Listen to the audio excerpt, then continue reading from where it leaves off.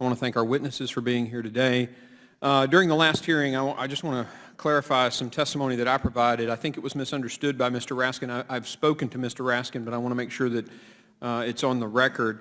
When I spoke about natural immunity in the study out of Israel with a sample size of 700,000 people, showing that natural immunity was 27 times better than the vaccine, I was not arguing that the vaccine was not effective. For people who are at risk for bad outcomes for COVID, the vaccine is a great choice. So I want to make sure that's clear. And I did clarify, I caught Mr. Raskin offline and we spoke about it, but I just want to make sure everybody understood. What I was talking about was this natural immunity that is showing itself to be better than the vaccine, and yet we're not considering natural immunity with vaccine mandates, and we're firing people, we're kicking people out of the military who might very well have a better answer than the vaccine. So that was my point with testimony last week. I wanted to clarify that, and thank you for that. Very good. Thank you. You know, my biggest concern with our committee has been, and I think y'all have heard me say this many times, what we're not talking about. And I, you know, a quick example, I flew back from Brazil. I went down to Brazil to meet with leadership down there, to talk to their military and about joint military stuff, and all this as a part of my responsibilities on foreign affairs and as the ranking Republican on Western Hemisphere. When I came back, I had to have a negative COVID test. Yet thousands and thousands of migrants are coming across our southern border. They're not getting COVID tested, and our government is sending them all over the United States.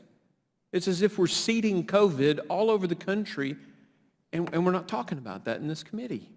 We should talk about that in this committee. I mean, that's a big, big deal. And of course, the heavy-handed lockdowns. I'd love to spend some time talking on that. I think that those government officials, created an unmitigated disaster with consequences that are going to be felt for years. Small businesses forced into bankruptcy, unemployment.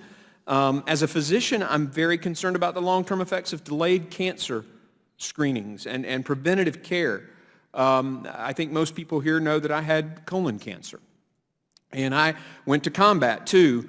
I don't have survivor guilt from the war, but I do have some survivor guilt from the cancer ward. And when you're sitting in a chemo chair getting chemo and you become friends with a person who comes every other Tuesday with you in the chair next to you and they die, you have to live with the question of why wasn't it me that died?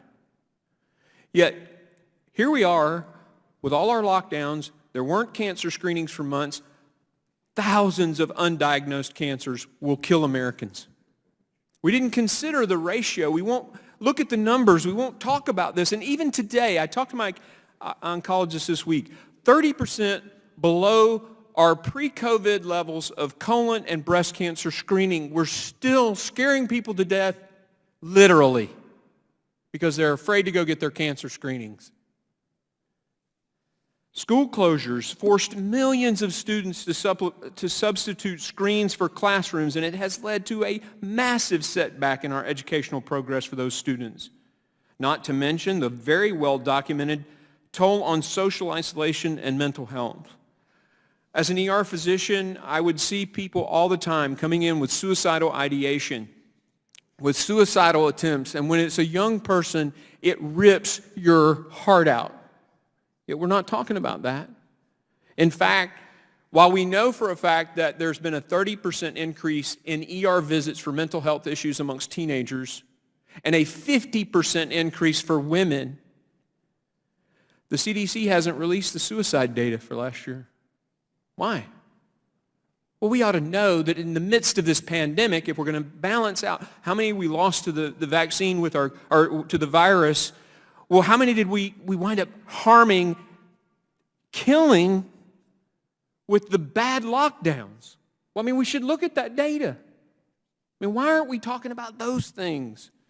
I'm a clinician, and I'm also an ER physician, so I think very practically. I have so much more to talk about, Mr. Chairman, but I'm running out of time. But I'm concerned about what we're not talking about in this committee. And last week I talked about the origins of the virus. We haven't yet talked about that. I'm out of time, but I yield, and thank you.